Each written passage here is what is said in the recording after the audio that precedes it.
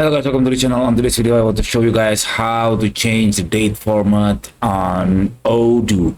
So if you reach here means you already seen videos out there on the other channel, obviously, that the setting has this user companies and translation and so on.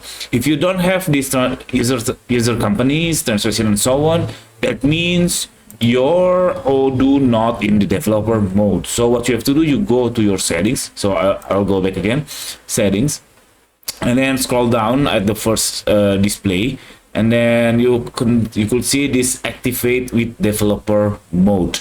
So you just click on that one. Later you will see this bug icon, which is will be shown the translation and technical. So I do it one more time.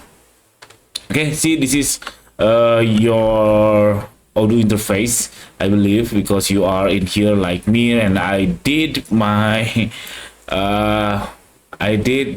find the solution about 30 minutes, and for you, happy for you, only 5 minutes watching my video. So activate the developer mode, and then suddenly it become user companies, translation and so on. You click these translations, and then you click languages, and then you can click English or whatever your language preset. For me, I'm using English US, and then and then click on that, and then you can see this is the date format. I change, or I make my date format look like this: year, month, and date.